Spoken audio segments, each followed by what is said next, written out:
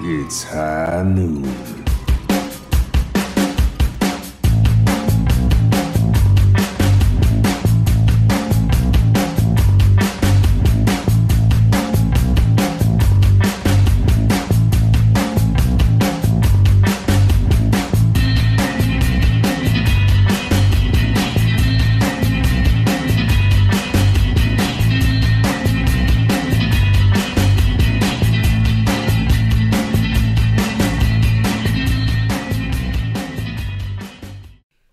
And welcome to episode number 158 of High Noon Podcast. I know it's already weird. It's a different show because it's my voice that's starting things off. That means Blevins is out this week, and we are being joined by our friend Volamel, who is well known as both one of the hosts on Tactical Crouch podcast, and also he is an Around the Payload All-Star alumni member. Volamel, how are you doing today, my friend? Good. Just kind of waking up. It's been the esports cycle, it crunches your sleep schedule. I try to do this full time as much as I can and really bust my butt. And I've been up for about 3 hours. So woke up, showered, got some coffee, heard there's a podcast in need, and my guys, I'm here if you need me. You sign that little bat signal. Yeah, the literal Batman to our Commissioner Gordon, always there for us when we need you. Much, much appreciated. Not a problem. So, yeah, we're going to be going through, there's so much news this week, it's absolutely crazy, so we'll probably be fast-tracking some of the prediction segments and things like that because there is a lot to cover, but first, I want to give you guys a little bit of the housekeeping news. As always, you can find all of our Tier 2 coverage over on Blackwatch Report. That's at Blackwatch Report on Twitter. You can at Thornrain if you don't like the lack of an O in report there on Twitter. He says it's outside of his control. We're not buying it, Thornrain. Also, Foul Play will be new this week. Again, no Blevins, but A. Smith and myself will be manning your fantasy advice section. As usual, we'll be live recording immediately after this show, so you guys can stay tuned if you're here live. Otherwise, you can check it out on its own separate podcast feed or YouTube if I don't screw it up this week. Sorry, YouTube fans. I realized after the game started that I put it on the wrong YouTube channel, and it was like sitting there unlisted. I'm a mess. And last week we had Volamel, Ham Tornado, Thornrain, and Blazin' Bob on Around the Payload. So if you want to catch up on some of that, you guys were getting hot takes there, giving hot takes on that show because the news was dropping just all around the recording of Around the Payload. So that one was a lot of fun. Make sure you guys check that out. And also that should be back again, not this week, but next week. So keep an eye out for that as well. Let's move things right along. We don't have the fancy drops since Blevins isn't here, and I don't think I've got them. But yeah, no high news drop here for me, so we're just going to have to make do without it and move straight into talking about the news. We're going to start off with the coaching changes that happened since our last episode. Don was a strategy coach for the Toronto Defiant. He has left the team. There is a new head coach in town. Damon has left the Paris Eternal to go become the Dallas Fuels tank coach, which created this opening for Fefe. Am I saying that right, Volamel? Do you know? Yep. Okay, to become the head coach of the Paris Eternal. And also to make room for Damon joining Dallas, Coco has left the Dallas Fuel organization. So a bunch of coaching switches happening here. And I guess if we lump that in with the Los Angeles Valiant coaching staff, Volamel, I'm curious what your thoughts are here. Is there any one of these moves that really stand out to you as potentially having a bigger impact than the rest? I think people are going to quickly jump to a lot of knee-jerk and hair-trigger conclusions when you look at Damon and Paris's lack of success in stage one. Mm-hmm. Does he hold some of that responsibility? 100%. You don't take a managerial position, especially the leaders of those managers, and not take some of that burden. But I don't know necessarily that he should be given full reason why, and now he's gone and look, they're succeeding now. I don't know, and I don't think the community knows. So let's not just jump one way or the other, right? Let's be reasonable. Is there responsibility there? Yes. Could they have improved now that he's gone and there's a little bit of a clearer structure? Possibly. Who knows?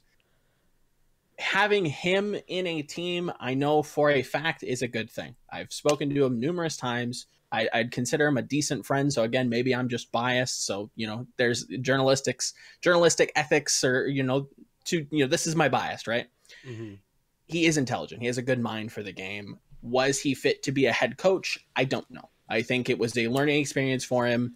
Paris obviously seemed to be pretty amicable with their split. He found the position.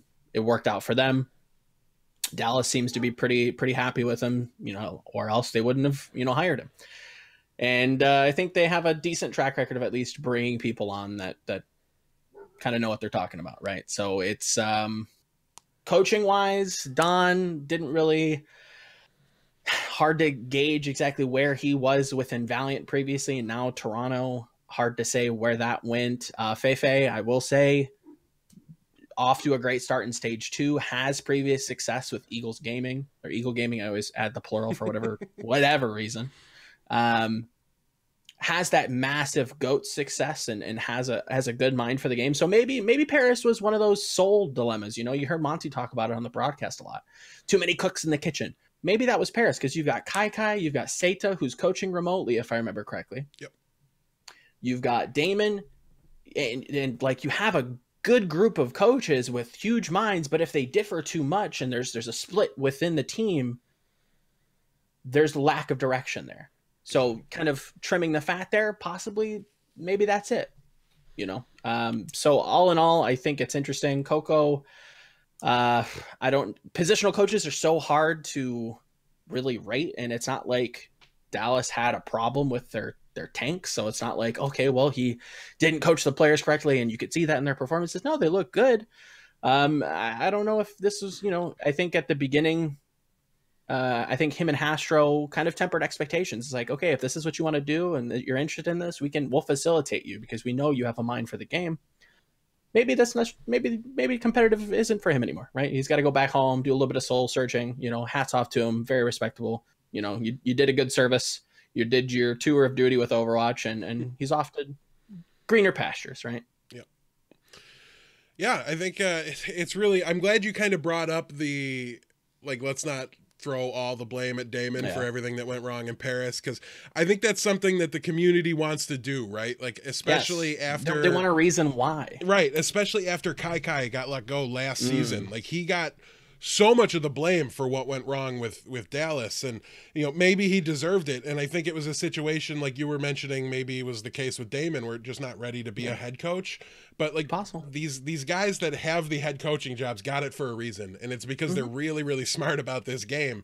And whether they're right for a head coaching job or not doesn't mean they can't be a contributing member or a viable sub coach or assistant coach or whatever it is, positional coach for a lot of these organizations. So hopefully Damon does good work, not too good at work. I don't want to be a fan of the second best team in Texas, but nonetheless, I think Dallas is off to a great start this season, and hopefully this can kind of level them up a little bit. But let's get into some of this player news here, Volamel, because there sure is a lot of it. And let's start right away where we're talking about Dallas. So let's talk about Note being traded from the Boston Uprising to the Dallas Fuel in exchange for RCK, and we don't know if there's any other compensation involved, because the league is just incredibly transparent like that, so we get to know everything that goes on. So let me ask you. What do you think happened there? Do you think there was extra compensation involved? Absolutely. We talked about this a little bit in the pre-show. I think when you're talking about a player like Note, you're talking about, in my opinion, a top 5 Diva player. I think he was, him and Aim God were kind of on a pillar on Boston as their best players by a large margin. And I think that, Note was a big part of the reason why they continued to sustain success. That argument got a little bit iffier this weekend, but nonetheless, we'll have to see. We haven't gotten to see Note in his new home to really kind of compare things and compare that team with the change. But at least on surface, right? Because actuality doesn't matter near as much as perception. And I think the perception is that Note is a much better off-tank player than RCK is. Sure. And so I think if you are basically Boston, and you want to make this move, right? Like they've shown they're willing to let players go, to, you know, basically sell players. And that's kind of seems to be the route they want to go, right? They almost want to be a farm team for the other leagues. They want to develop this talent. Yeah, they want to make a bunch of money just trading them off to other people. Then they'll bring in no-name whoever's Persia and just kind of elevate them to somebody that belongs here. And so far they've been hugely successful at doing that. But I don't think Boston would make a trade like this unless they were financially profiting, just from the way their organization seems to run. So I think even if you throw out my difference in opinion between these two particular off tanks, it just makes sense as what Boston's going to want to do. And when they sell Aim God in exchange for, you know, some middling flex support player, we're not gonna know there's financial compensation also going to them. But if its trend continues, we'll almost just have to assume there's some, you know, there's some number with some zeros at the end headed Boston's direction, because that seems to be how they operate. And I guess that's what happens when your owner, you know, has a lot of legal fees they have to pay. So we won't go too deep down that road, but yeah, so I guess I want to turn it around on you, because I know you have a different opinion than I do. Yes. Do you think the Dallas Fuel are a better team now than they were before this trade was made? I think I'm of the opinion, and you can call me a fence rider for this, but I truly do believe it. I think this was a very much a lateral trade. I broke this down in a video, at least my thoughts. Kind of summed up are that it looked like Dallas, for whatever reason, whether it was the player, whether it was the style, whether it was the team dynamic, was not happy with their signing of RCK. They go to Boston, they say, hey, we're looking to trade RCK. We're looking to possibly get Note. Maybe it was intimated earlier on that they were trying to get Note previously. There was rumors that was maybe not necessarily the case, but you know, there was stirrings that maybe it was. Now they go back and they say, hey, you know, we know that every player on your team has a price. You're not really attached to anybody. If you're selling Striker after his season 1 performance to the Shock, anybody's up for a game. Yeah. Hell, Huck might be up for a game. Maybe somebody's just going to buy Huck and just, you know, transport the whole system and plug it into Houston, let's say, right? Who knows, right? How dare you, sir? Hey, I've been a big critic. I followed Huck for a long time. He's got something about him. I don't know if it's his eye for people who know better than him or if it's his system, but so far so good, right? There's something there. His Overwatch League mind is certainly not broken. No, definitely not. So when it comes to RCK and Note, I do think it's completely lateral. I do think Boston wanted their hands greased a little bit. If we're going to make the trade and you're coming to us and you have a good that we offer, let's make a trade. Let's make a deal, but you're going to have to make it sweet for us because you're coming to Boston. Dallas is coming to Boston and saying, hey, let's make a trade. Let's make a trade. Okay. You must be interested. You must be, I wouldn't say desperate, but you want this to happen. So make it worth our while. And rumor has it that Boston's buyouts are not cheap at all. So to kind of offset that, we'll trade and then we'll slap you, I don't know, a little bit of money, grace the palms. Right. And so again, I don't think it's that big of a change. I do think it has made each team in the trade acquisition better in some areas. Boston got a little bit more flexible, possibly Note adding a little bit more leadership structure, a little bit more calling, a more consistent divide, say. Yeah, I definitely think there's an interesting dynamic there. Most importantly, the one thing I took away from it is that if you were the general manager of an Overwatch League team, you would probably bench Rascal because you just completely didn't answer the question. But while we're on the topic of the Dallas Fuel here, and what is... We were talking before the show about Discord. Yeah, I just rolled with it. So the podcast doesn't really know anything happened, although the viewers do. But let your imaginations run I wild. May or may not have called you out and said that you wouldn't play Rascal if you were like the general manager of a team because you just completely didn't answer my question. But yeah, you knew you were sitting on the fence a little bit when you answered it that way. Yeah, are you gone again?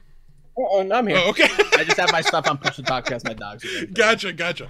All right, so while we're on the topic of Dallas, why don't we go right ahead and talk about the last piece of news here that comes from Dallas, and that is I mean, they're crazy that this all started with DeFran, who I think we could have seen coming a little bit if you'd really thought about it. Effect has also retired from the Overwatch League, and he's one of 3 players this past week to do so. I'm curious what your thoughts are on this. How does this affect the Dallas Fuel roster going forward? Does it change your long-term outlook of this team? Most definitely. I'm still of the assumption that I think Effect, if given the proper environment and if, he's in the right, mental state or, in the right state of mind, can be one of the best players in the world. I don't have any doubts in my mind saying that. Unfortunately, that hasn't been the case. He's been struggling with some things. It sounds like, going back all the way to season 1 and before that, just some stuff that he needs to kind of solve. And at the moment, he's got to take a step back. Does this harm them in the long run? Yes. I think you put Effect on any team and have him retire, I think they instantly get a little bit weaker. In this metagame, though, I do think it hinders them in terms of how flexible they can be, because we have seen more DPS picks be more prevalent. On Busan, we're seeing more, triple, quad DPS on some maps, Oasis, on City Center. Having Effect there is going to be super important, and him retiring, again, kind of hamstrings that flexibility that they can do. But in that same vein, Goats is still king. They should be okay. I would say that it's a minor setback, but not a big one.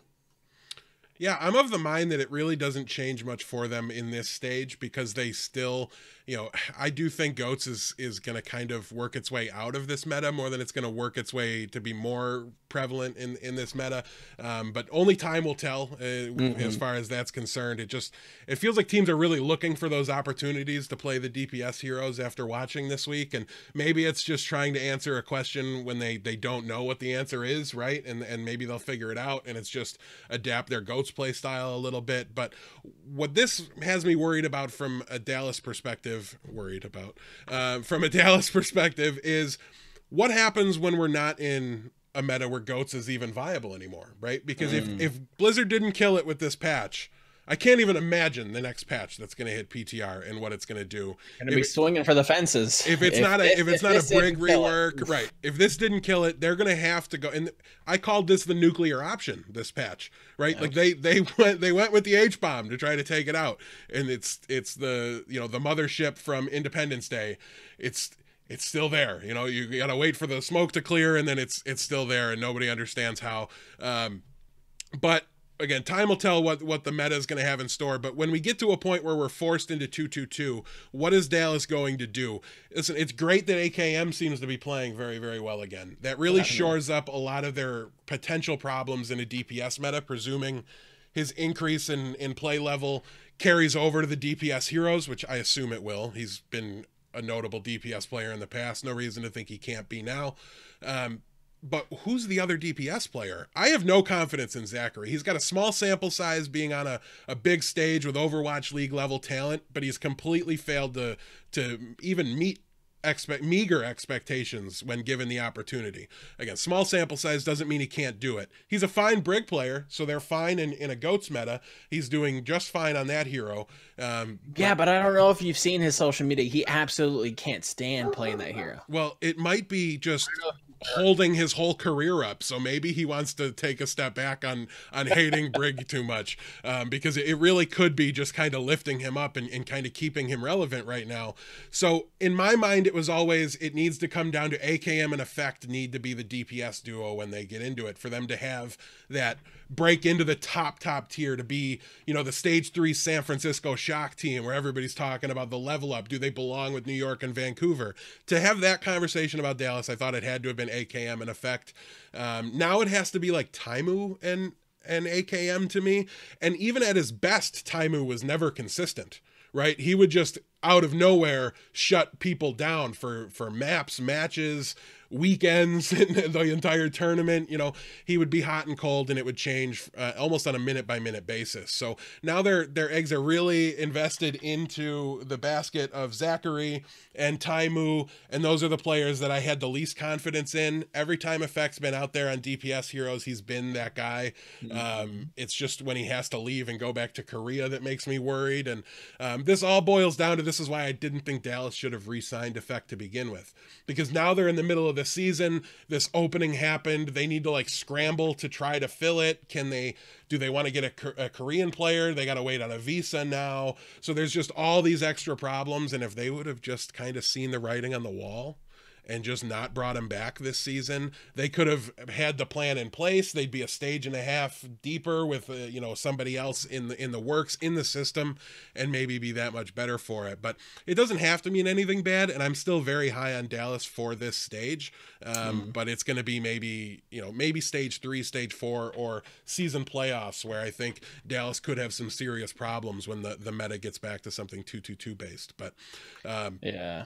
All right, we got to pick up the pace a little bit here, because we're about halfway through the news section. We're going to combine these two together because the Atlanta Reign got themselves a little facelift this past week as well.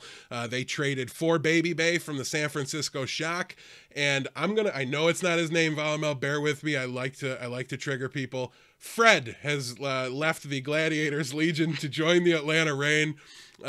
So yeah, Fred is now the off tank for Atlanta. They've been playing him all weekend long. I'm just going to say Fred again to make sure everybody that knows it's fried gets really mad about it. But yeah, Fred is now an off tank. What are your thoughts here? Obviously, they needed to do something at DPS after DeFran left. I think Fried was kind of an afterthought that just kind of got pulled in, and I don't know, but they're using him like they really plan to keep him around, which is, I think, interesting. So what are your take on the new look Atlanta Reign with their 2 new players? Most definitely. Fred, FRD, Ford owner, whatever you want to call him. Ford's a good one. Yeah. Again, his actual name apparently in Contenders was Fried Wiener with all the vowels taken out. Yes. Right. So it's just Fred Wiener, right? So you kind of can play with that and be like, maybe he's a Ford owner, right? Maybe a little bit. I get it. Regardless of what type of the big 3 he likes to partake in, right? Not where did he come from, but this is a good measure of scouting, I would say, because I've heard good things. I've seen good things. I've heard he's very flexible, does a little bit of calling. It's weird, though.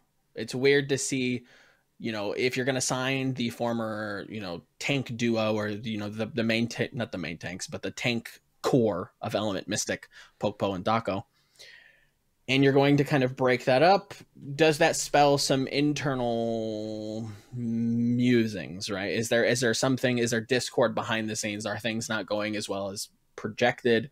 Who knows? Baby Bay in for DeFran, I think, is better than people expect, and I think it's only going to get better. I think this was very much a work in progress. You're kind of revamping their calling structure, because Baby Bay calls a lot, almost too much so. I've heard to a point where they have to reel him back in and say, okay, come on now. Our supports let other people talk. Shut up. Yeah, we need other people to kind of chime in here. And that's a great thing, but in decent until it's not. Yeah, it's great until it's not. So there's changing. There is kind of a change of a guard, but I will say I am kind of tired of the DeFran narrative. I think that DeFran came in and was good. He proved everybody that he could compete at the world stage. With him leaving, I think it's a very convenient excuse to say, aha, DeFran was the reason. Super popular player, the poster boy for the Atlanta Reign, is so good.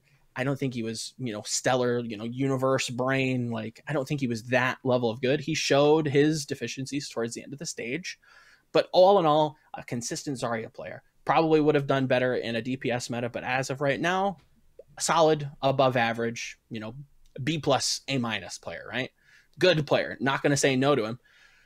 But was he the massive reason, now that they don't have DeFran, some sort of star carry level Zarya, which I don't think he is,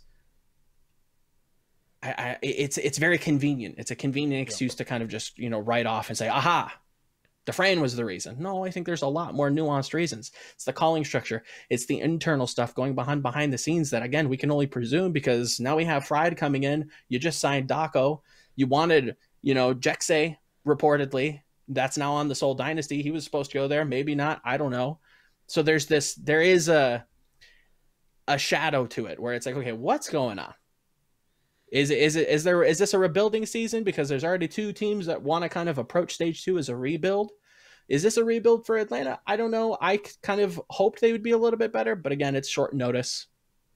Teams shift, and again, we talked about it with some of the substitutions and how that really affects teams. And it's not just the loss of Dufresne, but it's all of the changes put together and all the internal doings that happen with a team. So I just want to get it out there that I don't think it's fair to say that it's this big Dufresne. No, I'm with you there. I don't think they're bad now because they lost Dufresne, and I didn't think they were good in stage 1 because they had Dufresne. Dufresne, as you said, was an average to above average Zarya player. He quit before we'd get to see him do what he's supposed to be able to do. So to me, he, like you said, he proved he belonged in Overwatch League and could hang here. He did not prove to be, the carry that was promised. I'm trying to think of a way to use a Zora High and force it into an Overwatch League. I'll workshop it for next week. My brain's very much so in the Game of Thrones camp, getting ready for Sunday. Fair enough. But the reason to me Atlanta was good and succeeded last stage was there was 3 players, Dako, Pakpo, and Masa. I thought those 3 were the carries on that team. Masa has been a revelation in Lucio play to me watching him. He has been, in my opinion, if not one of the best, one of the flashiest, most fun to watch. And I think that's been great. He was just as much a part of the Air Dufresne play that, as Dufresne himself was. But yeah, to me, the issues this weekend stemmed from them making more changes than was necessary to their roster. Fried didn't play poorly. Okay, no. But the team played worse after the substitutions, and Fried was part of that. Yes. The team played worse. Listen, they were 2-0 to start the stage, right? And then they subbed Dogman out, and they brought Kodak in. And statistically, Kodak didn't do terribly. He didn't do even poorly, I won't say statistically. Though, when I say statistically, I mean fantasy points, because that's how my prep works when I have to do 2 shows. But the team played worse, okay, with Kodak in there, I thought. And it was just more than they needed to do, and it made things that much harder on themselves, and it cost them games that they could have won. And I think that was and as a Boston hater, that was extra upsetting for me. But nonetheless, I think Atlanta is now kind of where like Hangzhou Spark was last stage before they decided on the tank line and who was going to play. Sure. I don't think you're ever going to get these guys to perform at a top level to be even an above average team in the league if you're making substitutions like this. I think Dogman should be the flex support. If you want to pick Kodak, go nuts. Just stop flipping and going back and forth between them. Same thing for Fried. If you think he's better than Dako, I seriously question your judgment. But commit to it and don't change it next week either, right? Like make the full-time switch, do what you're going to do, and keep it there. So I'm less upset about Fried being played over Dako than I am about Kodak coming in for Dogman. But at the end of the day, it was just too much on too short notice for this team to maintain a high level of play, especially in a new meta. It might still be GOATs prominent, but there's a lot of extra wrinkles. There's a lot of new things for them to figure out. All right, so I'm going to hit you with a quick one here. I know you did a little research on him. Persia has joined the Boston Uprising. Even my most avid contenders followers in our Discord didn't know who Persia was. Did you find anything out in your research for us, Volamel? Can you clue us in? Who is Persia? So I saw this in the notes for the show, and I'm like, okay. I said I was going to do some research because I, too, was like, who that? Like, okay, Talon. I know Talon. Okay, not a terrible team. All right, let's take a look. And I was doing a very brief skim over some of his VODs from last season of Contenders.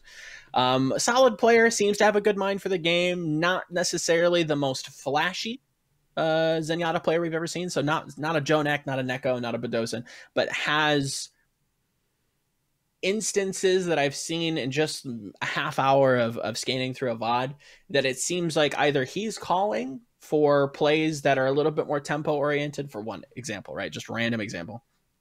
There was a Route 66.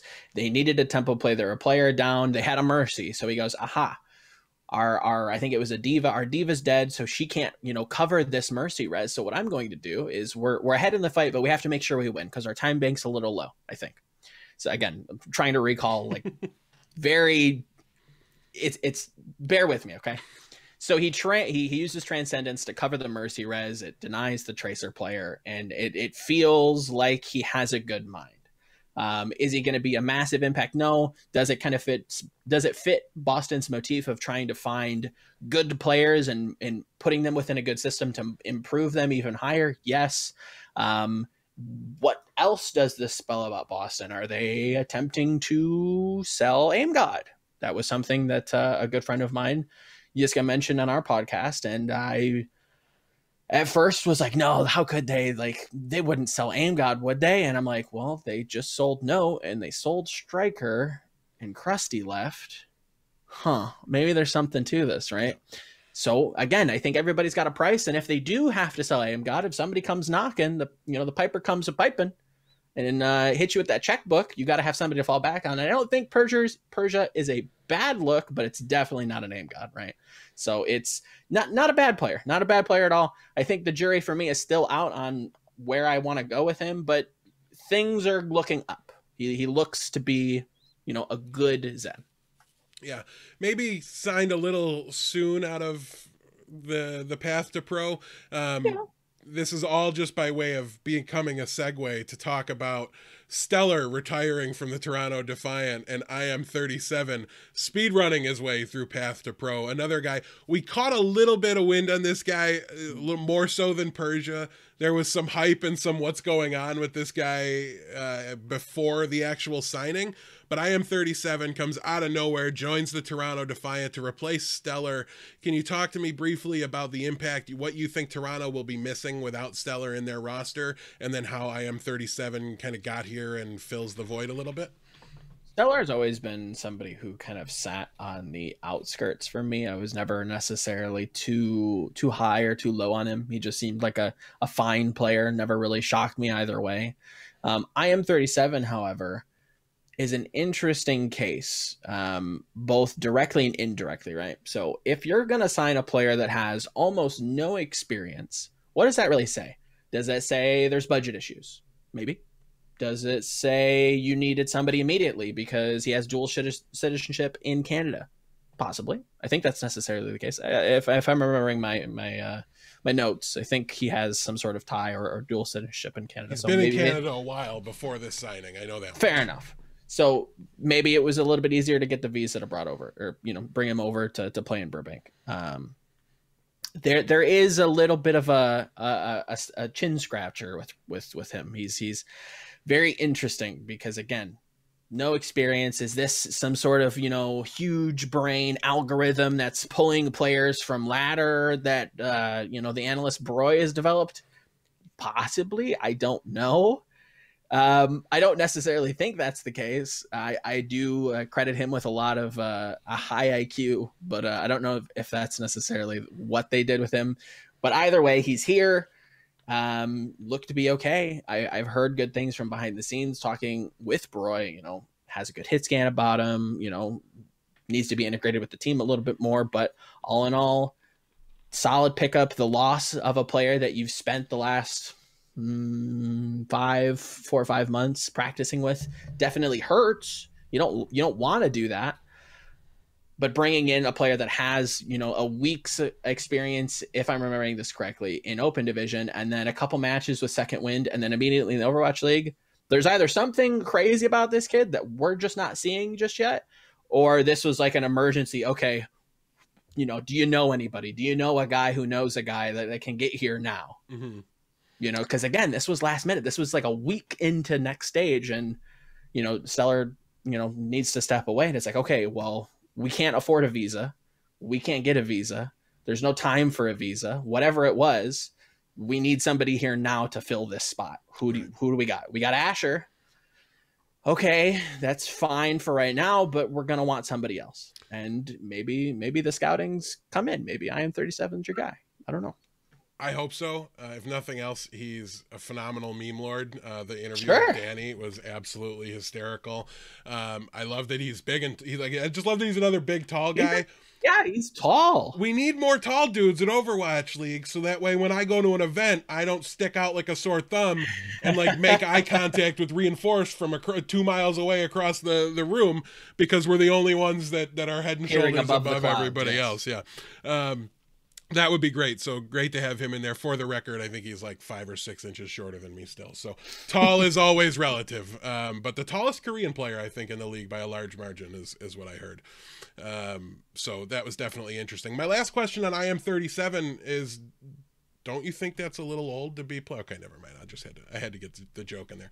I was immediately like, okay, you know, the old school like handle meme where it's like, okay, was IM36 taken? Like, what's the story behind IM37? Because you're obviously not 37. I just wanted him to be like, 37 years old so bad it wasn't even funny, but that was definitely that not would the make case. Headlines. You know, there would be multiple articles like, you know, middle-aged man participates in video game tournament. Incredible. Was it the CS:GO team, like the Silver Foxes? Or Yeah, whatever? like the old. Like you see super videos old, and stuff about yeah. them constantly, and I'm like, I bet you they've won like 4 matches ever in their history, but that's fine. But you know what? I love the passion. You know, cheers to all you old folks. Not to admonish them. Peoples. That's the kind of thing esports needs. People to feel that connection to it, and if seeing that show up, if somebody like watches Overwatch League for one day and then all of a sudden they're getting ads about that and they're like kind of older and they were interested in it and they're like, wait a minute, you mean there's some older people that get into it too? That's exactly the sort of thing I think esports as a whole needs, not even Overwatch necessarily, but yeah, that's all that stuff is just great. But so in headcanon, he is 37. Okay, he is 37. All you dads out there, I see you couple you in the chat. You know, you can still do it. Oh yeah, we've got all the old people. For whatever reason, they flock to us. It's because we're old. But all right, let's move along and recap a little bit last week. Again, I don't have the intros or the sound effects. So, Volamel, how's your McCree impression?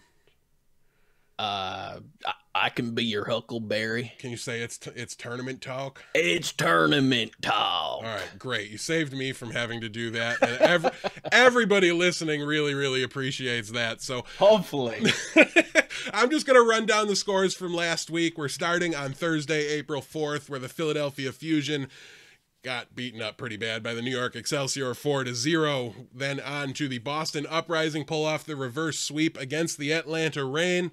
Talked a little bit about that one already. Then we have the Shanghai Dragons falling to the LA Gladiators. LA wins there 3-1. And the last game of that day was the Paris Eternal 4-0 sweeping the Guangzhou Charge. A bit of a surprise, at least for me. We'll be talking about Paris shortly, I'm sure. Starting off Friday, we had the London Spitfire with the 2-1 win over the suddenly maybe not an easy out Florida Mayhem. We've also got the Toronto Defiant getting the 3-1 win over the suddenly maybe no longer an easy out Washington Justice. And then we've got San Francisco beating up on the easy out that's definitely left, Los Angeles Valiant. And let's see, to wrap up Friday, we have the Seoul Dynasty falling 2-3 against the Los Angeles Gladiators. Moving on to Saturday, we have a 3-1 win for the Philadelphia Fusion over the Florida Mayhem. Another reverse sweep by the Boston Uprising. Evil triumphs over the Toronto Defiant with a score of 3-2. New York Excelsior get the 3-0 win against the Shanghai Dragons, and the Chengdu Hunters give the Paris Eternal a taste of their own medicine with the 4-0 sweep there. To wrap things up for the last weekend, on Sunday, we had the San Francisco Shock 4-0 against the Guangzhou Charge. We had the Atlanta Reign fall in a 4-0 sweep to the London Spitfire. Vancouver does what Vancouver does and wins 4-0 against the Hangzhou Spark. And we have the Chengdu Hunters wrapping up the week with a 3-1 win over the Washington Justice. A couple things to talk about here out of these games. We kind of skipped in the news section since this was like Florida got... I'm so mad at Florida right now. I wish Bare Hands was here. There was irons in the fire, Bare Hands, right? The thing about irons in the fire is they're usually hot. Okay? I wanted additions. I wanted signings. We didn't get any of that. What they did do was they essentially cut. I don't know the official status on their release or anything like that, but Apply, McGravy, and Tavik are all out there posting on social media about how they need a new home since Florida is now going all Korean. And we saw that reflected in their roster. I was screaming about it for an entire stage. Saya player was leaps and bounds your best player. How do you not have him on the stage? He's back. They look better to me. Maybe like they're not such an easy out, like I said before. But what's your take here, Volamel? Did they get any better without actually doing anything? Yes. Okay. So I won't ride the fence with this. You know, I'll have a backbone for once. I do think that immediately this solves one problem, and that unifies the team under one language, right? And then that's very powerful, and that's something that we've seen hinder some teams in the past. Maybe it's hindering Guangzhou. You know, they're having a hard time with this meta. Is it that the way that the team is built with, you know, multilingual roster, people speaking languages they aren't necessarily comfortable with? Is that slowing them down? Was this slowing down Florida? It's possible. You know, restructuring, retooling, whatever you want to call it, is good. I think it's good to be proactive. Is this the long-term play? I would say no. Why is that? I think that it's hard to imagine Florida shelling out the money that you need to pull competitive Korean talent away from other teams or away from Korea in general, right? If I want to have you know, a competitive seasonal playoff roster and I'm Florida, I'm looking at runaway. I'm looking at, you know, some of the best teams in Korean contenders, or maybe even some of the best teams in, you know, Overwatch League in general, and trying to, you know, buy out some of that talent that people aren't using. That's going to take a lot of resources that other people are also looking into. So you're either going to tell me that you're going to start using more of your resources, going to throw the checkbook at this team, which, to be fair, hasn't been done in the past, or this isn't necessarily for forever team, right? This isn't our forever team. This isn't the forever core. We're using stage 2 to rebuild, and then we'll come back with a Western roster that not a lot of people are pulling from.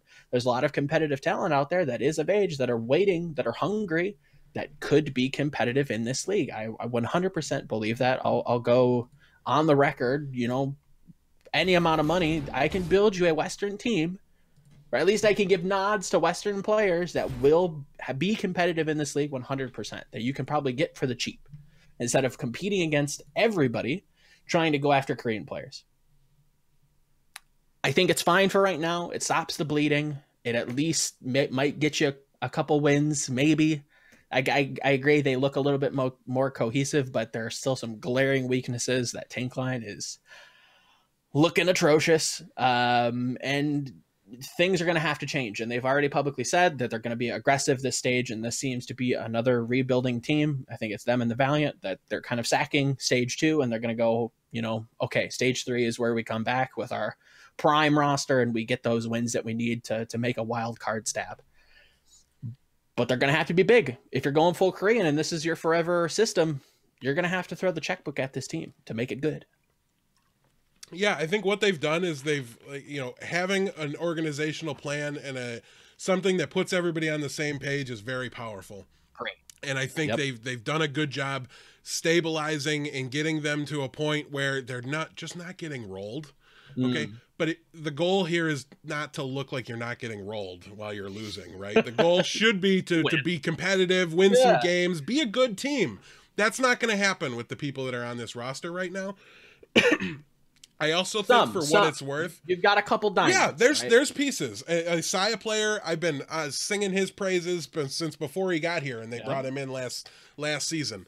You know, there's definitely a couple. I think Hagopin is a very solid Overwatch League level flex support. He's maybe not the best in the world. You can do better. I'd give a nod to Persia. You know, if I could, I'd get Persia just to see. Oof. The shots. Not a big fan. The shots have been fired, but I think their best players, Saya, BQB, everybody else is up for question. I think BQB is the other one I wanted to mention. I think he could definitely find sustained success in this league for certain. So I'm excited to see what they're going to do, but man, these aren't the irons that I was promised, Bare Hands. Usually irons are hot. So put them back in the coals for a little bit and come out when they, spell a different name to put on the starting roster. I want to root for you guys. We've here at High Noon inexplicably for no reason wanted to see Florida succeed. And then they went and hired Bare Hands, who we love, and we loved him from his time in New York. Sure. He's been a friend of the show for a while. Love Bare Hands, but I can't. Fool me once, Florida. Shame on you. Fool me twice. It's shame on me. Well, I don't even want to know what the third time is, because that's where I'm at personally. I bought in as soon as Bare Hands' name got anywhere near that team, and I got burned a little bit there. So. Put the irons back in the fire. They're not quite hot enough yet, as far as I'm concerned. But we'll see, because so far they haven't actually done any additions, and they're down to 6 Korean players, right? And then they have to have a minimum of 8 people. So at least 2 of those guys are officially still on the roster. Very strange, because that was also something that was brought up. Like, okay, well, they don't do they technically have 8 players? Do they technically not? Where's the league ruling on this? Where's that transparency? Because it sounds like they're all looking for teams. Are they on the team until they're signed? Yeah, and maybe they're allowed to negotiate, be part of negotiating their trade, but I can't. So let's take one quick more second on Florida. Sure. Speaking from a organizational standpoint, to me, this was kind of, even though they're getting closer to the right answer and didn't they bungle this? Because if you just don't put out the blog post and you just show up with your 6 Koreans on the stage, isn't there a chance you can trade those guys or get something from them, even if it's a bologna sandwich, right? Isn't that better to have the bologna sandwich than to just cut Tavik? Not that you could have got a lot for him, anything like that. And maybe that's what they did. Why go through it? Why not tell our fans that this is a rebuild? Yeah. And maybe they get more value from that. But it just feels bungled to me. Like, as a fan, I can read between the lines, right? And if you let go your Western coaches and all of a sudden none of your Western players are on the stage anymore, yeah. Can I read between the lines without you cutting somebody like McGravy that I think could have had an RCK style of performance that gave him some value? It just felt to me like they left a little on the table again, and I just want to see them make savvy moves. Right now they've got a plan, that's fine. Make savvy moves that fit that plan. Mm-hmm. If telling us and costing yourself what little value those guys might have had is your way of just making amends to your fan base, right? Because it's probably monetary, right? None of those 3 guys. Very much a PR move. Again, look at season 1. That was an absolute bungle of a season. It was rough. They weren't proactive. Now they're being proactive and saying, okay, here's the plan, guys. I know we've kind of just disappointed the entirety of the southern Florida coast, the Panhandle. This is a disappointing team, and the league does not want that. It's not good for the league. It's not good for Florida. It's not good for the fans. It's not good for the competition, right? To just have a bye week. We don't want bye weeks. We want good competition. Do I want parity across the board? Not necessarily. I think they're the best, and I think there's people that are middle of the pack. Can they be the middle of the pack? 100%. This was a PR move. This was like, okay, guys, I know we're bleeding from every orifice. Okay, let's, PR move here. We're here's the plan. We're going to go full Korean. What that means, I don't know. Does it mean for the future we're always going to be Korean? No idea. Don't mention it. We're going to be aggressive this stage. They talk about being, this is kind of talk about read between the lines. This is a rebuild stage. They're looking to sign people mid-stage to kind of get them in for stage 3. They're looking ahead. They're being proactive, which I think is great. But yeah, could you have just been quiet? Sure, but I think you chew on a massive community backlash bone where everybody's like, well, Florida, what the heck, you still suck, blah blah blah. I guess my big problem is that Florida's problems were just glaringly apparent to me before the season started. Definitely. And so why didn't you have that particular staff meeting 6 months ago or as soon as season 1 ended and come to the conclusion? They almost very good question. I don't know. Get it together, Florida, please. because and hopefully they have. Hopefully, maybe this is it. I don't know. Promote bare hands. All right, so I want to lump in a couple other storylines here. We've got multiple teams that have done some significant things to their starting 6 rosters, and I'm didn't put all these in the notes, so my apologies. But we have the Paris Eternal now fielding LH Cloudy and Gray over Ben Best and Hip. Fleta didn't touch the stage this weekend, and Fitz played. I know, I'm sad. KSF seems to have taken Kareev's job in for the Los Angeles Valiant. Let's start here. Which one of those 3 teams do you think made the most improvement or possibly done the least harm by the swaps they've made, if you don't think anybody got better from them? Just by the nature of the meta, because this is something that I think I at least kind of put the knot out there, and multiple people, Paris... Ben Best is very much a vocal member of that team, but very much a Reinhardt player.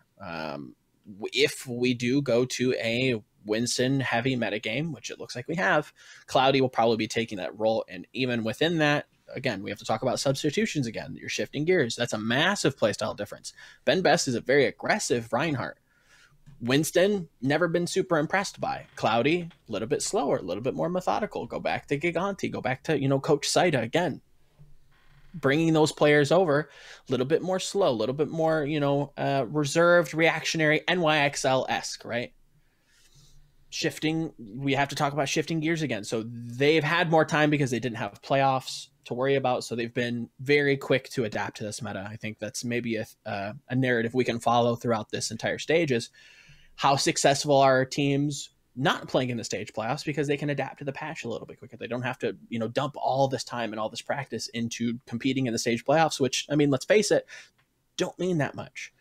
You get that nice little paycheck, maybe buy some Balenciaga shoes, maybe a Gucci handbag for the misses. Like they don't care because they already have health benefits. Like when it's all said and done, you have to split it 15 different ways. You pay your manager, you pay your coach.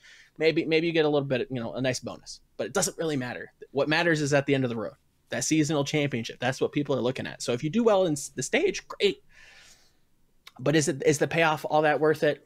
Not really. And it's nice to have matches like the Vancouver and the Shock game to end stage 1. But all in all, it doesn't really matter that much. Florida, by nature of just adapting to the metagame, I think has been the most improved. Cloudy fits this metagame well. Maybe he fits the team a little bit better than Best. Paris, then. Yes, Paris, Florida. I would say. Oh, my mistake. Unless they just match. Oh, to be fair, fun fact, Cloudy was signed to, I think Cloudy was signed to Mayhem Academy for a week, and then Paris picked him up. Yeah. So, nice tie-in. Maybe it was a Freudian slip. I have no idea. Definitely wasn't going to bring that up unless I made that one. Gray over Hip. I've heard good things about Hip, and he kind of impressed me in stage 1. So it is interesting. Very impressed stage 1. Yeah, I was very surprised by that move. Mm-hmm. This move to me, and maybe I'm more cynical about this, because as soon as Paris unleashed their roster and told us what they were going to be, I'm like, oh, so all you care about is being European and French. Like that's literally the only thing that matters. And going into it, when we were talking position battles, who would start for this team, I'm like, I'm going to assume that Ben Best and Hip are going to start because they're French. Right. And that apparently means the world to this organization. If they're willing to do that to themselves, just signing players, why wouldn't they compound it and make it worse? And I think this team is going into the season. I thought Gray and LH Cloudy were the best 2. I also thought they would be benched. But man, after seeing Hip play, it's really hard for me to go. Like, he was way better than I thought he'd be. Also, I want the meme back. I want to say hip hop, and on. I want to say that like every week, and it's hard to do that when he's on the bench. So for the meme sake, but I do agree. I think Cloudy is. Ben Best to me was so bad in stage 1. Even when they were winning, I just thought he was kind of a mess. And so I think Cloudy gives them a very real chance to level up tremendously. Should have played Cloudy from the beginning if you were going to play a more passive style. And funnily enough, Florida was the second lowest team in the league in terms of number of team fights fought. Paris, only team below them. Paris. What did I say? Florida. Did I say Florida again? You did. I got bare hands on the mind, man. So Paris is the second lowest team in terms of number of team fights fought. The only team below them is NYXL. So you can kind of already start to see this passive play style that they're maintaining. Mm-hmm. And when you look at Nico, when you look at Ben Best, they want to be going in. They want to play this lights out cruise. Another good one, like that core three of players. They want to be in your face. They want to be playing that aggressive style of goats that, you know, Vancouver is playing right now. Yeah. They didn't. Cruz plays Lucio like he's still on Genji and has Dragon. Yeah, he's back there, and that is good. That's something that needs to be fostered. But again, in a Bay sense, need to reel it back a little bit in, because there are times where he just finds the Brigida and finds the shield and is back in respawn. You know, there are times where that happens for him. So it's just about reeling it back in. You look at Kellex, you look at IDK. You know, Masa, another good one. They have that go switch where it's like, okay, now it's time to be aggressive. Now it's time to look for those boops to kind of displace the Ryan, to go for the shatter, or displace somebody to boop them into us, right? So seeing them play this passive style, I wasn't a fan. This is much more Cloudy's style. If this is the team motif that they're going to go with, I don't see Ben probably playing again. Another player to give a good shout to, Shadowburn, coming out that far. Those are some big plays. I've been on the fair, like Shadowburn's probably the best fair on the world train. And granted, there's a lot of really exciting talent that just came in, and we need to see them. Was it Jinmu? I think it showed off some crazy Farah this weekend as well. So he might have some competition there, but man, season 1, I really think Shadowburn was the best Farah in the league. I was ready to count him out, and he's bringing me back. I've made a couple meme-worthy posts on Reddit where I was like, you know, he's got the Genji where he will just mechanics you sometimes. Sometimes he'll just dash at you and hit you in the face, and you'll die. And you're like, okay, well, you know, he still has the Genji. The Farah for me was always a little hit and miss. Those were some highlight level plays. You're catching my interest, Shadowburn. You keep that up, I'll retract it straight away. I don't have a problem with that. I'll eat crow. He certainly hit more than he missed on the fair this past weekend, at least. When's Fleta get back? Come on, Soul. Ah, man, come on. Like, that's my boy. It's not. You don't do that to Fleta. I don't know. I have no idea why that happened. It doesn't make any sense to play Fitz. It was 3-2 they lost. Like, how? It's so easy to see Fleta being a difference maker on one of those maps. It bothers me. I'm one of the biggest Fleta stands out there. You know, Fleta's the meta, hashtag all that good jazz. Followed him since Flash Lux, where he was just trapped in bad team jail. I'm gonna say he has pneumonia or he had to go back to Korea for some reason. Like, there should be no reason why. I think instead Soul is fundamentally broken. Like, okay, so we're just gonna go from organizationally. They did the goofy stuff. Jaehong on tank. They seem to always come back to these weird oddball solutions to problems that probably don't even exist. Like your tank problems last stage where you didn't have one that was good enough. Not that you didn't transition your best player or one of your best players into a different role where he wouldn't be able to succeed. Like they just always seem to try the outlandish, crazy left field fix for everything first, and like they just overperformed in stage 1. I thought like everybody was so high on them, and now they're losing to the Gladiators, who admittedly are a very good team and did their own rebound in stage 1 and look very good. But if you are who you were in stage 1, I feel like you probably had an edge there, especially seeing how close it was.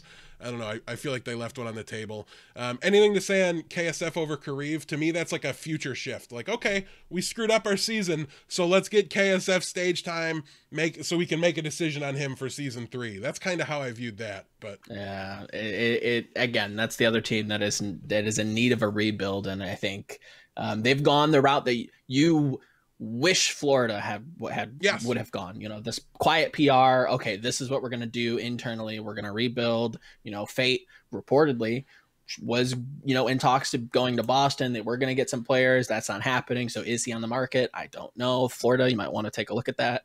I don't know. This is a rebuild stage for Valiant. I don't expect anything out of them. And if I remember correctly, I think their schedule is a little rough. So. There's that. Give me something for the fantasy show we do after you leave us. Do I pick up KSF?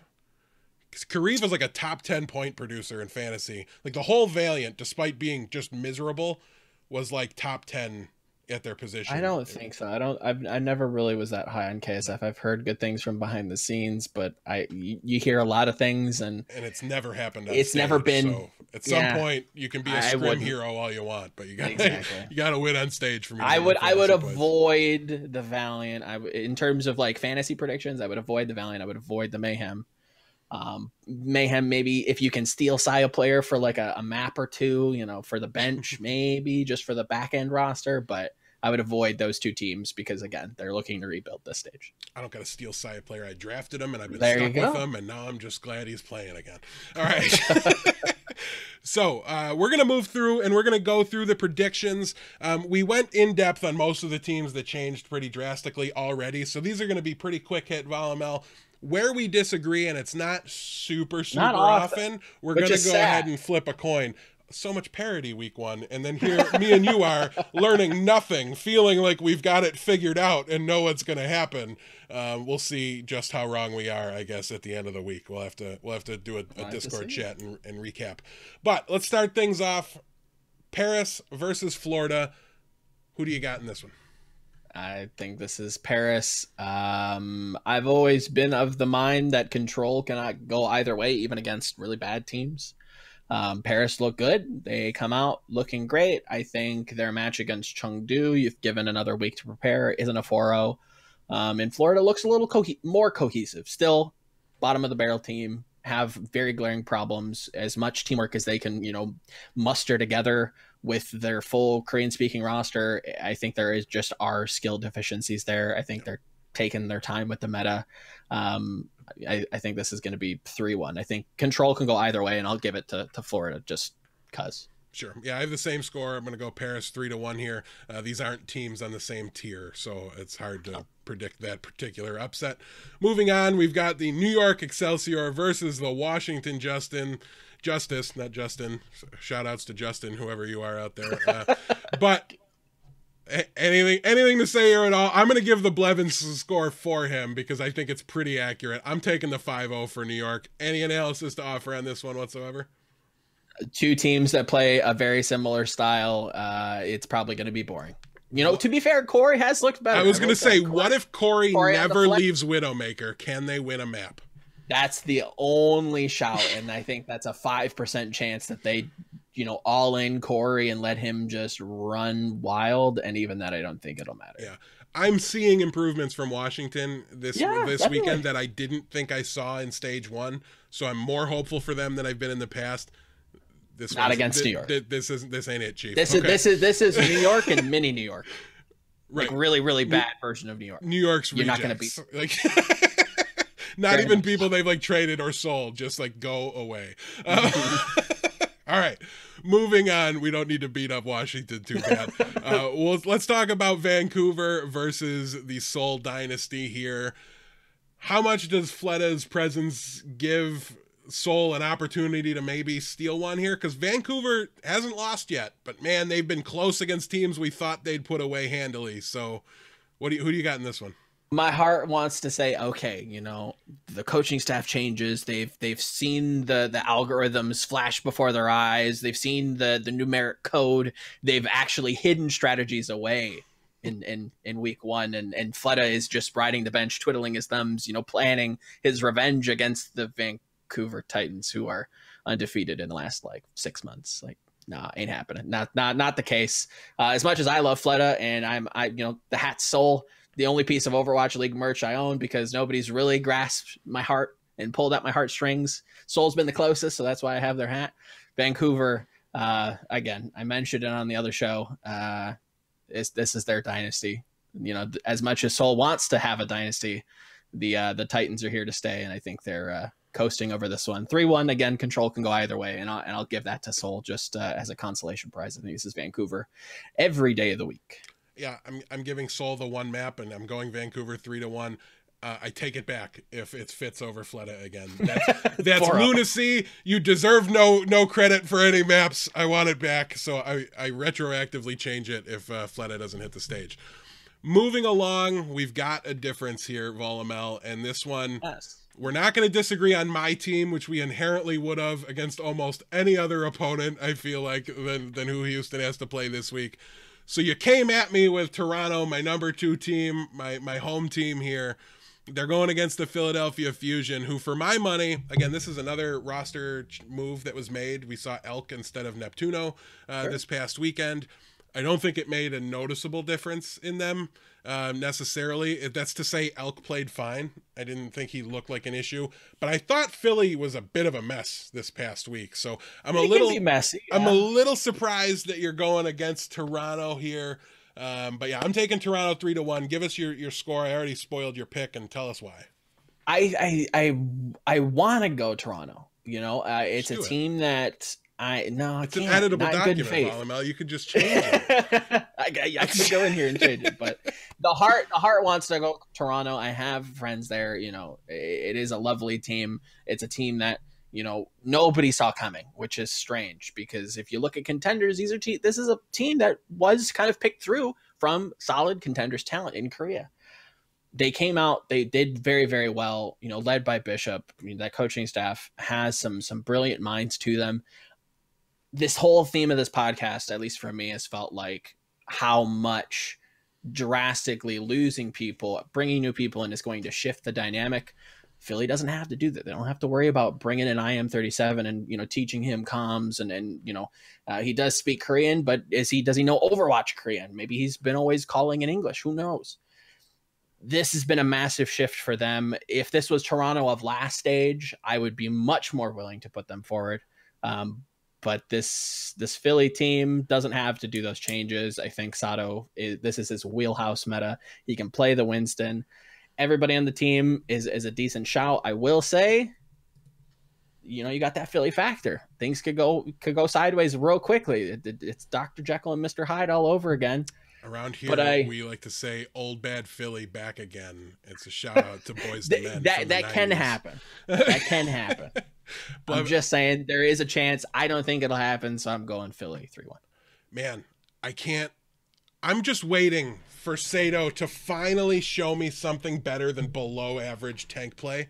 We were promised better than Fraggy, and I literally don't think on Winston, on Reinhardt, for even a minute, I've not seen anything from Sato that I didn't think I could have seen from Fraggy. I mean, the guy's popped off. He's had good matches. I'm not going to sit here and tell you he's been absolutely...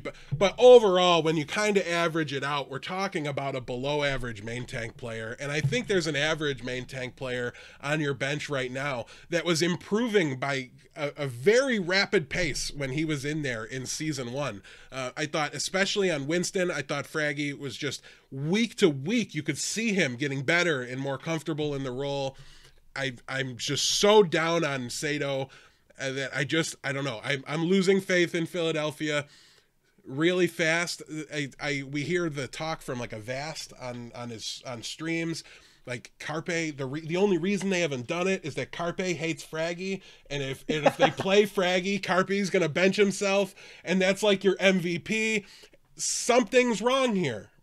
Like okay, and it's weird because they were 5-2 last stage, and yes, people were constantly talking about how they didn't look that good, how their goats wasn't good. The only time they lost was when Boombox was out. So this weekend is literally Boombox's first loss in Overwatch League. So I'm not going to sit here and say I have Philly figured out, but there's something wrong, and I don't know if it's definitely the main tank. Try to bring me around on Sato in a way that literally nobody's been able to do, Volamel. You want story time? I got a nice story about him. Story time, okay? So again, we know Sato. He's got this, you know, record in Korea as this, you know, prolific booster, which is again massively looked down upon, almost felony-like in Korea. I heard through the grapevine that there was this muttering of this unsigned, unknown Winston player that was absolutely crushing trials for a number of teams, who went by the name of Dark Miro, or Soap. Soap in Korean was another name that was thrown around, but I always liked Dark Miro because of the historical implications, okay? And nobody knew who he was. Wasn't signed to a team, wasn't like some sort of Smurf account, just this unknown, absolutely sick Winston player. Come to find out, that's Sato. I think that's really cool. Does that necessarily imply that he's some sort of sick Overwatch League player? No. I do think he is an above average Winston player to the point of Avast and talking about Carpe and Fraggy's dynamic. And there has been, we had Christopher on our show, and he mentioned that, this core has built, kind of a friendship, and they don't necessarily want to break that up. So it does kind of support the corroboration that Fraggy is kind of sat on the outside here for whatever reason. I will say that a lot of teams probably have that same issue where there are problems behind the scenes that just don't get out there, and the teams that do, you're like, well, how could they, again, it's one of those knee-jerk reactions where it's like, well, there's problems here, this team doesn't have problems. Well, you're not hearing it. There's every team has problems. Everybody's no got team's problems. perfect, right? No locker room is pristine, right? There's always something going on behind the scenes. Somebody doesn't like somebody, these are young guys, these are young, guys and gals, to be fair to Giggery, no 2019, come on now. So there, things happen in the locker room, right? Every team, I'd say, has some sort of, I wouldn't say to the severity of what Avast is necessarily claiming, that there is, some serious dynamic breaking movement if that roster was to be changed. But yeah, I do think Sato is good. Philly, for whatever reason, I think maybe players just get a little too big. Bridges? Yeah, you could say that. they make these calls in game that it's just like, well, this is what we practiced, but okay, we got to roll with it. Maybe there is like a pushback. I don't know. But they seem to always get it together when their backs are against the wall. Yeah. Who would have predicted them to go as far as they did in season 1? I didn't even have them going as far as they did in stage 1 in the playoffs. There's something about them. If push comes to shove, is Toronto going to be enough of a push? I don't know. I just don't see Toronto being able to gather the team as quickly as they need to go up against a team that has a good track record. I will say, as much as I have poo-pooed on them in the past, they have the track record, and I can't in good faith say that Toronto will win. I think Philly has. I'd predict Philly to go to the playoffs, the season playoffs at this moment, just because that's who Philly are. But I refuse to think of them as like a top 4, top 5 team, because they've never been that regular season. They're clutch, like you said. Yes. But yeah, man, what if just for a little bit, one of these teams like Philly just pretended like we're going to let the coaches coach and we're going to let the players play. And if Carpe wants to bench himself, fine, because you don't run this organization. And if I bet you one win with Fraggy as the main tank and Snillo as the DPS player, and Carpe's attitude changes real fast. That's all I'm saying. It takes you one map even maybe before Carpe just looks at you and goes, okay, all right, fine, put me in. I can't sit here and watch this work without me. Like so sometimes you got to call him out. Sometimes you have to bench the star and put him in his place. And it's funny you bring that up. There is historical, context to that. Not specifically with Carpe, but we see this a lot in Korean teams. For instance, right, going all the way back to Apex. I'll be the history teacher for a second. So all you kids that in Apex, you've got to be with me. So. don't give a crap. Take a snooze for a second. Lunatic High, right? This dynastic team. Most of the players went to Seoul Dynasty. They had this player. Who are you? We know him. We love him from Fusion University. Went to Korea. Is doing stuff out there. I don't know what he's up to these days. He was benched in Apex Season 3 because of reportedly that same reason, where, he was getting a little too big for his britches, trying to call the shots. He's pretty young, and that's not necessarily the culture in Korea. So they benched him and still won. And it's like that same eye-opening, like, okay, well, shoot. I am good. I know that I'm good. I'm confident that I'm very skilled at this game, but my team doesn't need me to win because they just subbed in Guido and put him on a tracer, and he got the MVP and absolutely did, not amazing work, but did the job that he needed to do and did it well, and took game 7 against Kong Du Panthera, that, Fissure, Void, all those names that you probably know now. Yeah. But this isn't something that's new. So it's definitely could be the case if Philly doesn't get their crap together and they don't make the season playoffs. That definitely could happen, where it's like, okay, Carpe, if you're the problem child, we're going to have to, make some moves that don't make a lot of sense publicly, but from behind the scenes, this is what we need to do to get the ball rolling again. And if nothing Definitely else, could happen. Carpe's a name good enough. You're getting a good player back if you're Oh, offering up Carpe. So you don't even have to just settle. Like, if they make the change, it works really well. And they go, oh, well, maybe Snilla's hero pool is not as big as Carpe's was, so let's add this player and substitute him. Like, maybe they end up leveling up off of a move like this. As crazy it is to think you might level up giving up a player the tier of Carpe, when the attitude's broken, it affects a lot. But we're doing a great job going fast through these picks, so let's let's actually double time it here until we hit another discrepancy. It takes a little bit. But moving into, what is this going to be? We're still on Friday, so moving into Saturday, we've got the Valiant against the Atlanta Reign. Are the Valiant going to get their first win of the season? No, it's Atlanta 3-1. Control could go either way. I'll give it to Valiant just as a consolation. Atlanta, as weak as we talked about them being, and shifting leaders, shifting players constantly, I still think that there are just some skill discrepancies there that they're the opposite of New York and Vancouver for me. I will pick the Valiant to win just the moment they do. Line them up against the Washington Justice right now and watch me pick the Washington Justice. I don't think it's talent. I don't know. Something's broken there in LA. They'll figure it out. Hopefully, I guess. I don't know. But moving on, we've got Boston against the Hangzhou Spark. The kings of the reverse sweep, the kings of map 5. They were that in season 1. They're doing it again in season 2. Who do you got in this match and why? I don't necessarily think they're going to continue the reverse sweep. I don't think they'll need to. Hangzhou, for whatever reason, don't look good. I was hoping, pre me releasing my power rankings, I had Hangzhou pretty high because I was like, okay, well, if people are saying that they're running weird stuff in season 1 and their roster wasn't necessarily, fully built, and now we're looking at stage 2, not season 1, stage 1, and stage 2, they've got the full roster there, and now they can play all the weird stuff, right? This is the meta for it.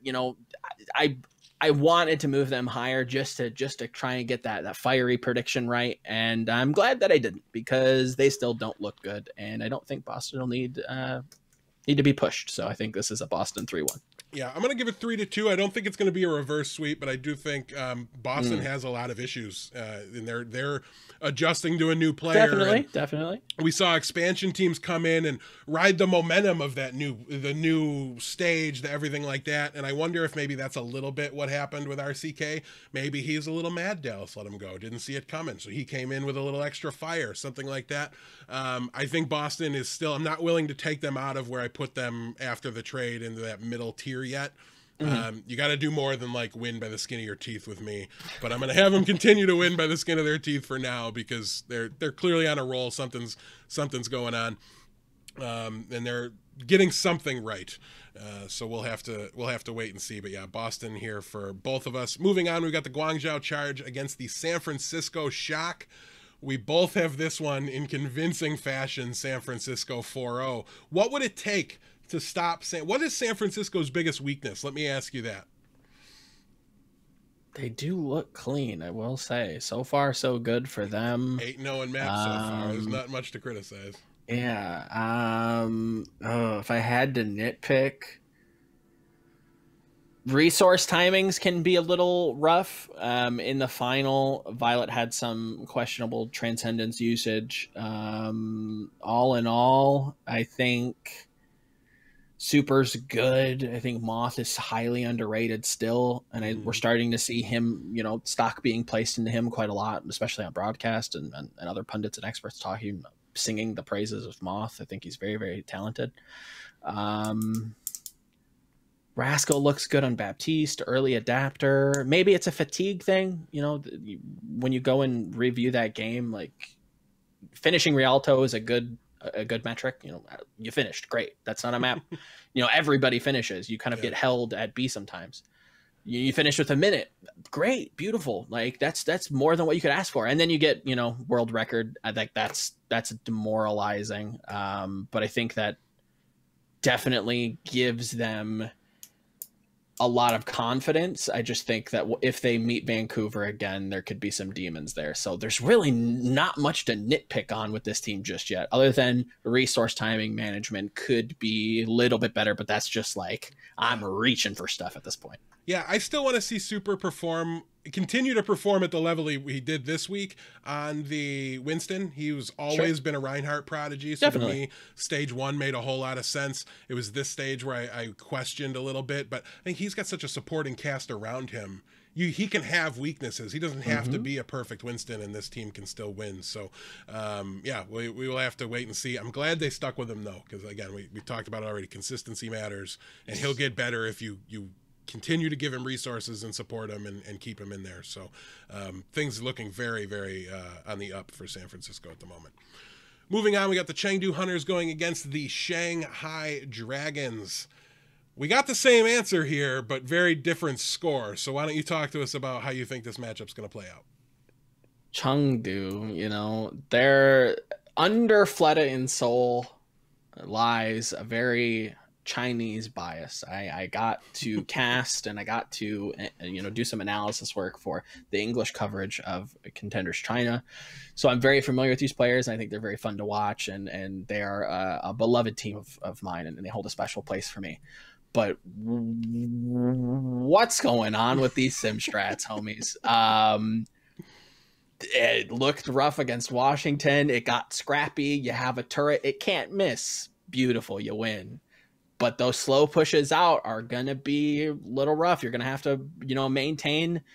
You're going to have to practice that a little bit more. It looked like specifically against Washington on Kings Row on their attack, you have this leapfrog Symmetra strategy. And then it looked like they wanted to go to the high ground. And then there was discord where like some people went up and then they went back. And then there was people still on the point. Like if you're going to make these weird strategies, which, historically their head coach has done going all the way back to China, you really have to make sure your players know where they're going, because if it doesn't work out, you've already spent a minute trying to even get to the point because you're sim hopping around. So can this team do well? Yes, they just need to refine it down. And I'm not all that low on Shanghai. I think they can do well, especially if they, see what Chengdu's doing and have an answer for it. They have some very talented players. DM quickly, I have my opinions on him, but I see his name popping up in the community. I'm happy for it because he is a lights out DPS player. He's friends with Carpe for a reason, right? I think good knows good in that sense. Fraggy. Yeah. Possibly, right? who knows? So I do give a nod to Shanghai here. You guys look okay. More time to practice with Gamsu, and their goats are kind of always improving a little bit. Their DPS comps look great. We've seen that can be kind of viable on certain maps. It depends on the map pool. Chengdu, they're trying to innovate maybe a little bit too hard. So I think you're going to get a 3-2 here. I think it's going to go the distance, and it might be by the skin of their teeth, but I think Chengdu, this stage, are going to the stage playoffs, and by golly, they might be going 7-0 if you look at that schedule. They very well might. I actually had them as a huge tier jumper in this stage when I did my power rankings. I sat down and predicted all their games, and I'm just like, when are they supposed, like, they've all these are winnable, like it could really happen for them. It's going to be fun to watch. I put them down 4-0. Part of that is my heart. Okay, I don't love Chengdu like you do, but I love Chengdu. How do you not love Chengdu? Like you mentioned, they innovate. They don't just innovate, they do it well. You can't go and scrim and prepare against Chengdu because nobody can run what they're running. They're the only ones crazy enough to spend that much time on what they're doing. I do think the sim strategies, because they looked a little unpracticed and a little goofy at times, I think they were flexing on Washington, if I'm being perfectly honest. Yeah, I think so. I think they innovated this meta before it was meta, and now we're here, and they're just a step ahead. Everything that's not the GOATS compositions, they're there. They're doing it crisper. They're doing it cleaner than everybody else is right now. And I'm not sure Shanghai is going to be the team that's going to force them into GOATS all the time. I think Shanghai's more comfortable with their DPS players because they're as good as they are playing DPS heroes. And I don't think Shanghai as a team, despite the individual talent that the DPS does have, despite how I feel about Gamzu and a Winston meta, everything like that. Gaguri this weekend, I thought, played great. She had some very big plays. One of her better performances, I thought. And yeah, so I do like what Shanghai's doing, but yeah, to me, Chengdu is, maybe this is a little bit just wanting to see it happen. But they're a team that seems to be ahead of the curve right now, and it makes it very They're difficult. on some curve. If they're not ahead of the curve, they got a curve of their own. Yes, they're curving. That's what we could say definitively. So yeah, I'm taking them with the 4-0. Maybe I don't have to put in my scores, so I don't have to feel bad or explain my 4-0s. It's gonna happen. I'm doubling down. All right, moving on. We're gonna go into Saturday. We've got London against Philadelphia. Man, I forgot to flip our coin earlier for Toronto versus Philly. Tails never fails for Toronto. Oh god, I dropped the coin. It was heads though. I wouldn't lie and give it to Philly if it didn't work out that way. Okay, moving on. We've got another one we disagree with. We've got London versus Philadelphia. I'm taking London here 3-2. We all know that you're a Sato lover. So how do you see this matchup playing out here, Volamel? I love how I've just been branded as a I get painted into every corner in the world because I'm not afraid to get loud about stuff. So I got to give it back. No, that's fair. That's fair. This is two teams that just decide to flip the switch sometimes. And I think Philly has history with London and London has history with Philly. Going all the way back to that season 1 final, I think they've got some, I wouldn't say bad blood. You know, there's not anything personal behind it, but there is, a rivalry is stewing there. And I have not been impressed with London in the slightest. I think there should be a missing report filed for the man formerly known as Guard. He may be in the bottom of a well somewhere. I don't know. Hopefully there's no concrete blocks involved, because where is the Sombra? Why is Birdring in the game again? Hey, I'm sorry. I love Birdring. I love me my history, but let that man die. Put him on a boat, light it aflame, and ship him off like a Viking. Much respect to you, sir, but it's not cutting it. It's just not cutting anymore. Play Guard, do well there. Philly, on the other hand, so far so good. I haven't been too disappointed. They looked rough against New York, but that's against a New York team that's, again, leading the pack here. London, not the same beast they were last season, especially in the playoffs. I think it's going to be close. I think it's closer than my score predicts, but I think it's going to be a 3-1. I think it'll be tight, especially on 2CP. Those assault maps this stage have been a little weird. We're seeing a lot more Junkrat than I'm necessarily comfortable with.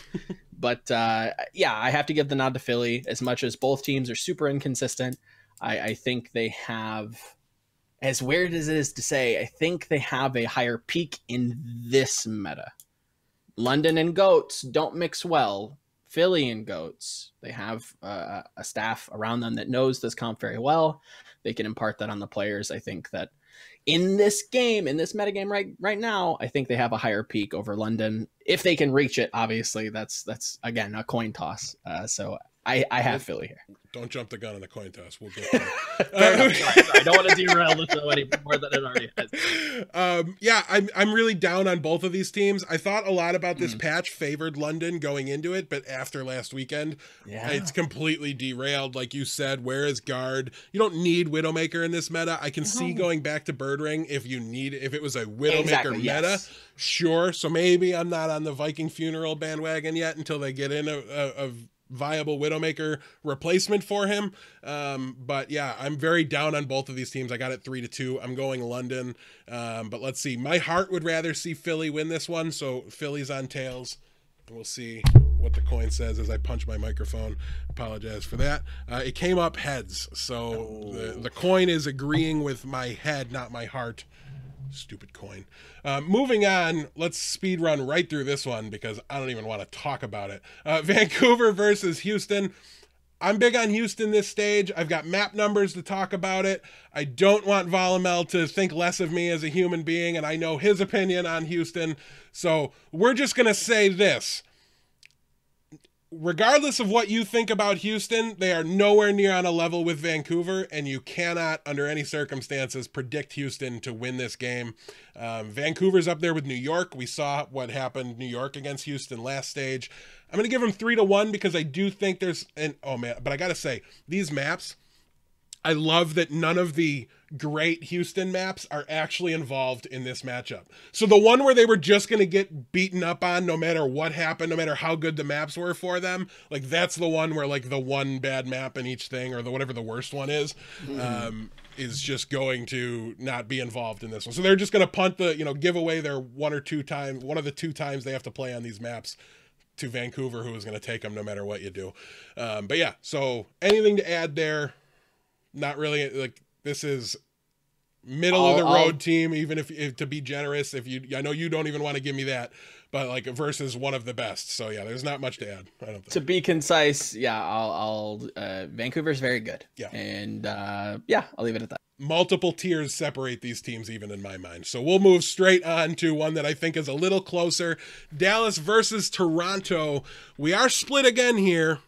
You officially hate Toronto. I'm calling it. It's either Toronto or it's me, Volamel. I don't think, you've never been mean to me. It's only been to Toronto so far. So far. Talk to us about who you think's going to win this matchup away. Again, with going back to the Toronto Philly prediction, I am not sold on this team just yet. If they can, if by chance this, my prediction fails and they look, head and shoulders way above Philly, not even close, I'd be much more willing to give it to them over Dallas. But we haven't even seen Dallas play yet. Yeah. And then we talk about Effect leaving. Is that really that big of a hindrance? I don't know. They got Damon. 2 players, two entities in the Overwatch community that I hold in pretty high regard. I'm willing to give them a nod here, even though I haven't even seen them play yet, just because I've not been super sold and or happy with how Toronto have had to emergency throw something together so it's not bad. I'm willing to be proven wrong because again, we haven't seen Dallas. I'm willing to give them the benefit of the doubt. But I could be very wrong. I was wrong about Guangzhou. I thought this was going to be their stage. I thought they were going stage playoffs by the skin of their teeth. That's not happening. I could be wrong about Dallas, but until I'm proven wrong, I'm going to say that I'm right and the king of the universe. So I'm going to say Dallas 3-1. Perfect attitude, at least for working with me. I like it. I'm going Toronto here. I will say this. I'm actually high on both of these teams. I really think Dallas has a home in this meta, and I think they could be kind of in that 3rd, 4th place team in the rankings conversation. I think they have that at least upward trajectory, or that's their upside where they could get to their ceiling. Whether they get there or not, like you said, we haven't seen them. We need to see how they work with Note. Exactly. Even if, Note is a much better player, it doesn't mean they play better with him, especially right out of the gate. We talked a little in the pre-show and earlier. IM37, landed off of a plane and maybe took a nap and then went to the stage and played. And I thought he looked pretty good. I thought he did decent. And I think even with that week, just acclimating him, I think he gets a little better and better.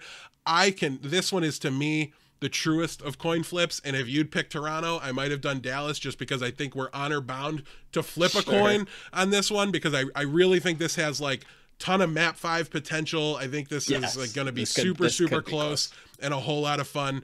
So definitely stay tuned to this one. I think these are 2 very good teams that are going to face off against each other. So tails never fails. Toronto gets tails, even though it's been heads both times. I'll just lie if it's wrong. It's okay. No, I show it to you. So it's heads, and I'm angry, and yeah. I'm getting mad at Dallas. I don't want to say nice things about Dallas. Go back to being a joke. I was wrong. The league's not better when you're good. I'm sadder when you're good. That's what happens. Okay. Moving on, let's talk about the Los Angeles Gladiators against the Guangzhou Charge. You predicted them to be a stage playoff team. Do you predict them to have much of a chance here against the Gladiators? Nope. All right. 4-0 for both of us. They need to get some things figured out over there in Guangzhou. And they were one of those early kind of hype teams, right? They defied expectations early, and now they're falling down again. So. Now they have been looking all kinds of flat. And Gladiators are using Sureform more. I like that. I think that's correct. Gladiators seem like they're headed in the right direction after a slow start. So we have 4-0 for each of us. Going into the last day here, we've got Dallas versus Paris. Our last difference of the sets here. So why don't you talk to me about who you think wins this one? I feel like you're all over the place with Dallas, Volamel. I can't pin you down. I'm willing to give Dallas the nod, right? But I'm not willing to reach that far to say that this is an improved Paris. They're playing the style they were always meant to play. They're playing Cloudy that fits that style. Shadowburn looks great. You know, Gray doesn't look half bad. You know, this team seems to be born anew, you know, eternal in a way. Dallas, I haven't seen them play yet. I'm willing to give them a nod. I'm willing to give them a couple maps, maybe make it close, but this for me has to be Paris. I'm willing to make it close against Toronto because I do think they're going to have some growing pains with this new roster. Stage 2 is definitely not going to replicate the Stage 1 success.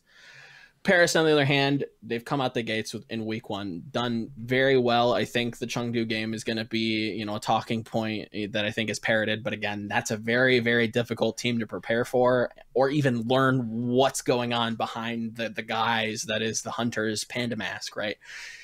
So it's a good team that has good performances versus a team that is kind of unknown, that did okay last stage, that has made moves, and we haven't even seen them yet. I have to go Paris here. I'm going Dallas. I'm going Dallas 3-1. I think Note made them a better team, if not, definitely not more flexible. He doesn't have the ability to go to the Sombra like RCK did. I also don't think if you're going to be in that conversation of the top 4 teams, like assuming Note brings them there with his diva play, you don't need to play Sombra. If you're there, right? Unless you're going against New York or Vancouver, it's not a trick that you're going to need in your back pocket. You can just play the comp better than other people and dictate the pace of play, make them come up with something to beat you. And I do think Dallas is just a better team than Paris right now. They're a little tough to pin down after the changes, and they were so swingy even this weekend, right? They won 4-0 and then they lost 4-4, and it's just. I'm all over the place on Paris. I can't make up my mind. I feel like I'm right and wrong about them every single week. So both at the same time, by the way, not even alternating. So yeah, I'm going Dallas. I just feel a little more comfortable with what they are.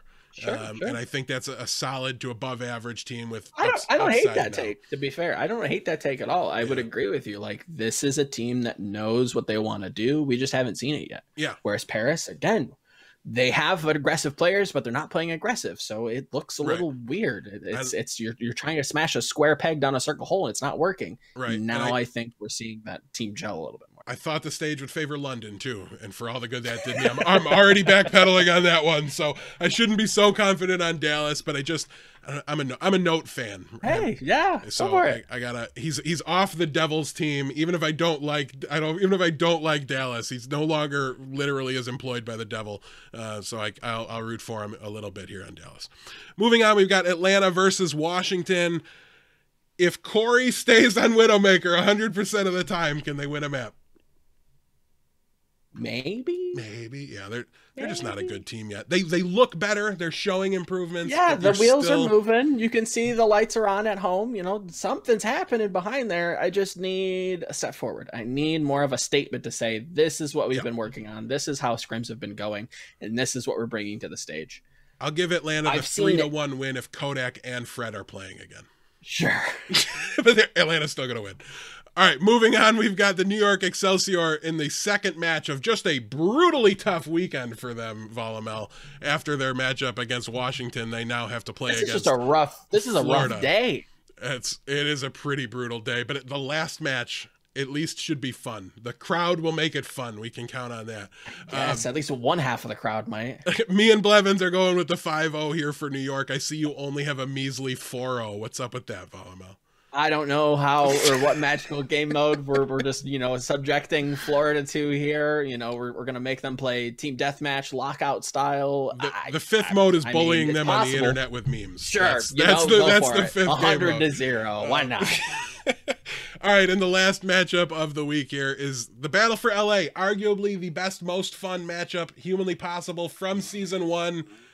Where are we at right now, Volamel? Any excitement here this time? Snores fest. Again, we talk about Valiant and Florida being the rebuild. These are the two rebuild teams for this stage. Gladiators are on the up and up. They ended the stage. They were, like you mentioned, they were a little bit slow to start, trying to facilitate decay, trying to give Surefour play time, manage that whole dynamic. Seems like they've at least gotten a better look at it now. and they only are going up from here. And Valiant are somewhere at the bottom, and I don't see an escape rope coming out of their Pokebag and getting them out of the Explorer's Cave here. So I unless something changes, unless you get some massive roster moves, I don't see Valiant doing anything this stage until I see something different. They're not going anywhere.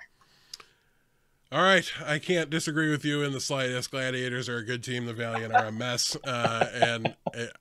The crowd, though, come on, crowd, Valiant fans. That's going to be the show up. I'm hoping this is your Super Bowl. Cool costumes. Yep. I want to hear the roar. I've talked about how the mics in the crowd are a little bit too hot, so much so that I can hear actual conversations. You abuse that. Make them change that rule because I want go crazy with it. Yeah. All right, well, that wraps up the show. Thank you for sticking with us. We had a long episode with just so much news to talk about, and you were so insightful. I didn't want to push you along too fast here. Really appreciate you filling in for us. I think it's your first time on the flagship show. I think so. I think so. Well, hopefully it's not the last, even though that has to mean like either Blevins or myself is sick or something went wrong like this weekend. So I don't know if I should be rooting for that, but nonetheless, thank you so much for filling in. Really appreciate having you. Let everybody know where they can find you on Twitter and plug your other shows, whatever you want to do here. Yeah, so I have the Tactical Crouch podcast, which I'm a co-host on. We should be announcing our show for this week and our guest that I will not name, but it's pretty exciting, I'd say, especially talking about one of your favorite teams. I'll let the audience and yourself kind of speculate on who that might be. My podcast, my personal podcast, where I do interviews with esports personalities, mainly Overwatch focused because I have some sort of clout there and I can, I've mingled with these people before, so I can probably get them on, but it's not necessarily just Overwatch focused. It's more esports centric. And that's Delve Further on my YouTube at Volamel. And you can follow me on Twitter at Volamel as well. That's VOLAMEL. That's it. All right, guys, you can follow the show on Twitter at High Noon Podcast. You can follow me personally at HNP Deathblow. For the absentee Blevins, for Volamel, I'm Deathblow, guys. We will see you all next week. And remember, it's High Noon. Got his boots and he put on his hat. He threw the coin away that same day. It's in his past and he's not looking back. He says, finding mine now, God's my way. He's not good, but he sure ain't bad. He'll make amends for the sins that he has. He says, I'll change